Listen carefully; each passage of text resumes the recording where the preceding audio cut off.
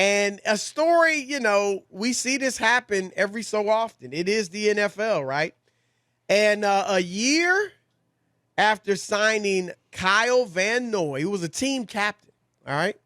2-time Super Bowl champion. He won his rings in New England.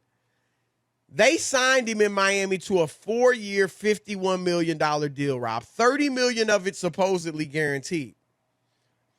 And then after one season last year, they cut him. So he got his $12.5 million salary. Now, he did have $15 million guaranteed. So, but that's it. He doesn't get the rest of that guaranteed money because he had to be on the roster to get it. The rest of that contract is gone, kaput. And when he thought he had 4 years of security, and it turned into one, and now he's a free agent. We'll see if he's able to make that up. He had a solid year. Not a great year, but a solid year. Good year. We'll see if he makes it up, Rob. But that's life in the NFL. And that's why a lot of these NFL players envy the baseball and basketball players. No doubt. Because they get their money. Every when nickel. you see in the Chris, baseball every and basketball, nickel. yes, that it was a $100 million, $200 million, right. $400 million contract, it is. In football, you better do your research. You better read the fine print because oftentimes it might be a quarter of that. It really, Rob, is only the bonus money that you're assured of getting, and I guess maybe that first year. That's all it is, Chris. It's but this is why the players have to fight to get guaranteed. I'd rather have a real contract, Chris, that's only 2 or 3 years, but it's guaranteed money. Do you know what I mean? Like, he signed a 4-year deal. I'd rather have a 2-year deal with guaranteed money for both years rather than some phony deal that they can get out you might at only any have a point. 2-year deal as it is. Right. Yeah, I look, when I've talked, I don't know what your conversations have been like, but when I've talked to, guys either in the NFL or who used to be in the NFL about this, and I'm like, y'all need to get guaranteed deals. You get some pushback, and I'm talking about, guys that were in the union and all that, Well, because a lot of them have their feelings hurt because they get ripped on all the time about the union and how weak it is, Chris, and the health benefits, guaranteed contracts. Right. But they also bring up that and I'm not making an excuse, I'm just telling what they say, that they do, you got 53 men in football, whereas in, baseball, you got half of that, not even. Basketball, you got, even less. You got 12, 15 guys on the roster. So that's why they say it's hard to guarantee. But I would say this, Rob, if that's the case, then there should be something where if you're a starter for a certain number of years, or you make an all-pro team or a Pro Bowl once or twice, whatever, you should be eligible for a guaranteed contract. Because I get it. If they can't give it to the 47th man on the team, okay. But there should be steps, levels, where if you've proven yourself as a guy who's going to have a substantial career, a long career, then you should be able to get a guaranteed deal. Because as you said, this is nothing. See, this is where I think those guys have been brainwashed and have been taken advantage of and manipulated by the owners. Chris, the NFL, all they do is print money and brag about how much money the league makes. So this whole notion that they can't guarantee the 47th man's contract who's only making $1 million is nonsense. And here's the other part, that then you shouldn't carry that many players if you can't guarantee them a contract, and you shouldn't guarantee. It's a sport where you need guys. I know, but everybody needs to be. Everybody else is guaranteed. The coaches' contracts guaranteed. Everybody but these players. It's just not right, and the players have to be willing to fight for it because why? Baseball, Chris. It's not just a 25-man roster or 27-man roster. They have 20 minor league teams. They're not making millions of dollars, but the expenses, all the other stuff that goes with it, do you know what I mean? Right. So they're footing the bill. You can't tell me that the NFL, which has no overhead, Chris, for minor leagues, no overhead. They have none. that they can't do it if they want to. They can do it. I don't know why players buy into this whole, well, baseball only got 25 guys. We got 47, so we can. No. But you got to be willing to fight for it. Right. And that's what they haven't been able to do. They're ready to fight over practice days, but not health care, Chris, and not guaranteed contracts. Their next union deal, it better have those two at the top of the list. I'm dead serious. I think you and I have had conversations with some guys at the same time. And, they have all these reasons why it can't happen or whatever. Right. But I agree with you. You need some security. So at least for those years, you know that you are getting that money. It's as simple as that. And here's another aspect of it, Rob. This is why. And I respect contracts. I mean, we have contracts, with Fox. But this is why I'm not mad at a Deshaun Watson. Now, I think he doesn't have leverage, although I think eventually he's going to get what he wants, which is a trade. But this is why I'm not mad at him, because the owners are breaking contracts left and right. And so if he wants to do it, then so be it. They don't have to explain why they want to break. Are they explaining why they're cutting Kyle Van Noy or a salary cap? It helps them save money. But they don't have to give any extended explanation. But, Chris, that's the system why would players – this is my only issue, okay, for those union guys who always push back on us when we talk about how bad it is, Chris. Just answer me this. What contract do you sign where only ownership has a right to let you go at any point? Right. But if you have a better year, Chris, than what your contract is, you can't go, oh, no, I'm out of this. I want to opt out and go somewhere else where I can make more money. It's one-sided. Right. Right? Why would you allow them to you signed me to a 4-year deal.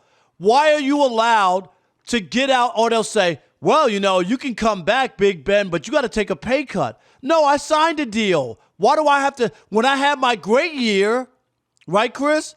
I couldn't get a raise. No, I already signed for that money. That's what they would tell you. In Big Ben's case, if a player's willing, because look, they have a salary cap. Now, if you want to get rid of the salary cap, that's a whole nother thing.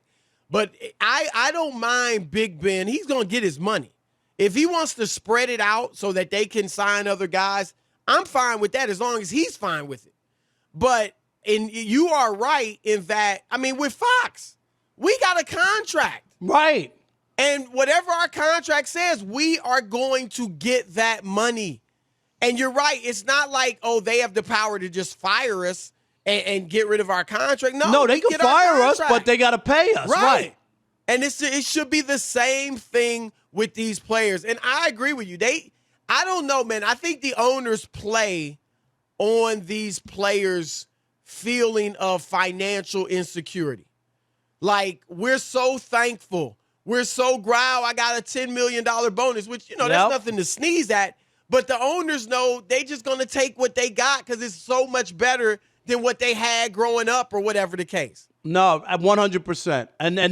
And that's also, Chris, the problem, I think, is that it's hard for people to stand up to these guys when you sound ridiculous, or your family or whatever they say. What are you, crazy? What do you mean you're turning down $4 million? Right. Do you know what I mean? No, but I'm worth $8 million. You know what I mean? But you would have a hard time convincing your family that you're turning down $4 million. But that's not how it goes. That's why it has to be a union thing to make people feel like, no. Just like with baseball, Chris, remember when A-Rod wanted to take the pay cut to go to the Red Sox? The union wouldn't let him. Right. They were like, you can't do it. It's not just about you. You'll be hurting all the players if we allow you to take a pay cut. It wouldn't. That's what the NFL's missing. Yeah, you're right, too, because the union, unless you're a superstar, it's hard for one player to do it. You can't stand up, right, because they can, they can replace an average player. But that's why the union has to do it when it's time for collective bargaining. Because these dudes want Rob, we didn't discuss this again because we've discussed it ad nauseum in the past, but they're going to play 17 games next year. Right. And the players are like, it's extra money for us. Okay, fine. Why don't you get the extra money guaranteed? Instead of having to play another game, because in football, every time you step out on that field, you risk your career being over. 100%. And if the average career is 3.5 years, 4 years, Chris, why can't those 4 years be guaranteed? Do you see what I'm saying? Like you should have a minimum of 4 years guaranteed that I'm going to give my body, I'm going to give my all, I might tear my ACL, my knee up, and never play again, but I got a 4-year contract, and they're going to take care of me. Why? Why is that outrageous? Is that outrageous? Not at all. I think, Rob, that's why Dak Prescott is holding out so firm. And I got to give him credit. I mean, that dude is holding out. And he's now report today that he wants right below Patrick Mahomes' money. So he wants more than Deshaun Watson. He know good and well he ain't better than Deshaun Watson. But he is holding out for more. He wants to be the second highest paid quarterback in the league. And I think he's looking at it like, I was a 4th-round draft pick, so you know they were getting me on the cheap. No, I get it. And you know what I mean? Like, I'm getting every penny. Now, it'll be interesting to see how this works out because, Rob, if he goes somewhere that's not Dallas and he's just a good quarterback, not great, all this Dak Prescott attention he's gotten in, maybe that doesn't mean anything to him. But you know what I'm saying? Like, Rob, he is one of the most talked about quarterbacks in the league. And it's because there is a value in being in Dallas. Well, because that's that Cowboys thing we talk about all the time. Right. 3 playoff wins in 25 years, but they get 60% of the coverage. You know what I mean? Right. They do. Right. And they're, so it's going to be interesting because if they were able to pull off the trade for Seattle, with Seattle to get Russell Wilson to Dallas, and Seattle wasn't as good with Dak, like he could really disappear from the public consciousness, so to speak. But hey, maybe he'd have his money. So it's going to be interesting to see how that works out. But I do think that's a factor, Rob, in him standing up in good form. Only thing is, he almost, Chris, imagine that injury could have been worse. Right. And he maybe never would have played again. I mean, he took a big chance to go out there, and it's like when Isaiah Thomas went out there and played for the Celtics during the playoffs, Chris, not fully healthy. Remember, he finished in the MVP voting. He was $100 million contract lost. Okay, and I think, Rob, the next year he played for like $2 million. Yep.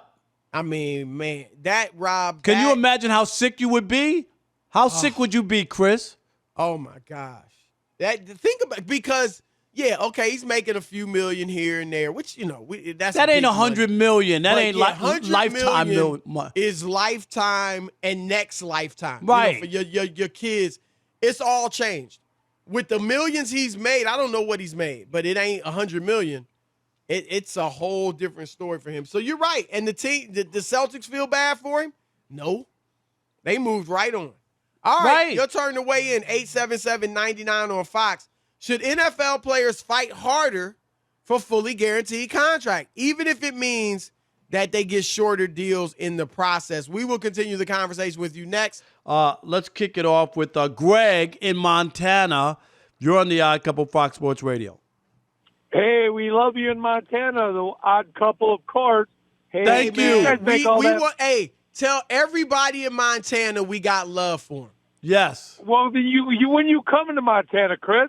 When you coming out here? Man, I don't know. I'm coming. I want to come to Montana. That's one of the few states I haven't been to. Yeah, I've been to over 40. Well over 40. Well, 40 ain't nothing.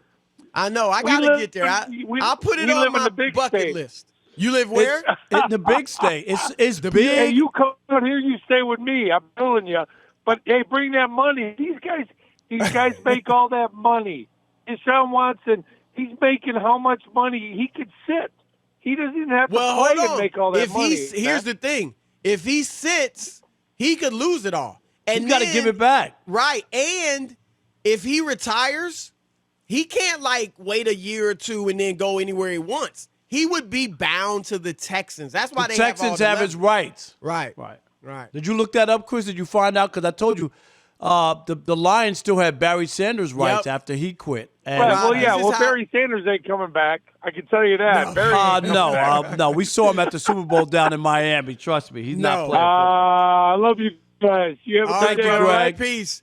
Thank No, you. Rob, this is how it works. However many years you've got left on your On contract your deal, with that's that what they team, have your rights. and it don't start. It's not like if he's got 5 years left, it's not like he can sit out 3 and then only have to play 2 years for him. No, that 5 years would start when he came back in 3 years. So I mean, they could really ruin him football wise. Right, But right. I don't think they'll do it. One, at certain point it would become a bad PR look. But beyond that, Rob, it would hurt your team. You could stick out your chest and say, "Oh, see, we proved to Deshaun that you don't do that to the Texans." But then it's only gonna hurt their football team. So that's why I think they're gonna have to trade him for a king's ransom if they can. Yeah, but I also understand why you have to protect your investment as well. Drew, that's why you have a contract and paperwork, Chris. Otherwise, you just let him go. Drew in Washington, you're on the Odd Couple, Fox Sports Radio. What's up, Drew? Yeah, thanks for taking my call. Love your show. Watch it or listen to it every night. Thank you, Drew. Appreciate it. Yeah. So a couple points. One is if to piggyback on what you said on some of these players that come up with excuses about why they can't do it, if they were really serious about getting guaranteed contracts, why aren't these superstars pitching in like 1%, 2% to try to get one of those war chests going for those guys who are the 47, 48 people on the roster that don't make those $30, $40 million a year that can't afford to sit out maybe two seasons to try to get guaranteed contracts. If these superstars really wanted it, they'd help each other out and help out those guys that aren't superstars. And maybe they're just using that as a bargaining chip to get other things at the next collective bargaining agreement that they want, that they think they can get, that like if they don't get, well, maybe we'll just sit out for guaranteed contracts. And so the owners play that game and go with something else. I'm sure they've got some kind of war chest, Rob. I mean, I don't know how It ain't big enough, right. but you got to have one, Chris. And Right. that's the only reason we know why baseball's union, they've been saving money since Moby Dick was a guppy. And if they have money or if there's a player that comes to them, Chris, and says, I can't pay my mortgage, I can't pay my bills, guess Right. what? Comes out of the union's war chest. Right. And the players don't bellyache, whatever. And then when we beat the owners and we get the money back, Chris, then you pay back the union. Yep. That's how it is. That's the only way you can fight guys who have deep pockets. Keith in New Orleans, you're on the Odd Couple, Fox Sports Radio. What's up, Keith? Uncle Rob, Uncle Chris, how y'all doing, man? What Doing up, great. bro? Hey, How I are went you? to Morrow's down there, and I had some catfish. Why you rubbing it in on him, Rob? Man, He already mad because you didn't hook up with him. I was in Hey. Morrow's. You know, I was kicking it, Keith. Oh, yeah, man, my bad. I forgot you. But, yeah, I had fun. Come on, man. Keith, when I'm down there, I'm going to look you up, bro. Oh, look at you, Chris. You know. I'll be like, meet me at what's the beignet? I'm telling you, I need a beignet. Cafe du Monde. Cafe du Yes, Monde. meet me there. Yes, that's what I'll All do. I right, went to look, Daisy look. Dukes. Man, it was great. All right, go ahead, Keith. Listen, man, I get so frustrated with the NFL players union because I believe they fight for the wrong things. They fighting to not have padded practice and less Right. practice and Right. smoke weed and stuff like that. Why not fight? Why not fight for, guaranteed contracts? Why not fight for no trade clauses and to get rid of the franchise tag, which is like modern day slavery? You know what I mean? Where you can't even, when you've met the requirements of your contract, they can still keep you. They need to fight to take those things off the board versus to stay to smoke weed. Right. You know what? I think he makes a good point, Rob. He makes a 'cause great they point. are. I mean, no practice, and I get it. Not having padded practice that probably feels real good, but at the end of the day, it's more important to have health care. Or How could guaranteed you not, contract. Chris? Healthcare playing football? How could that even be an Right, option? of all the sports- Seriously. Of all the sports that should get it, my goodness.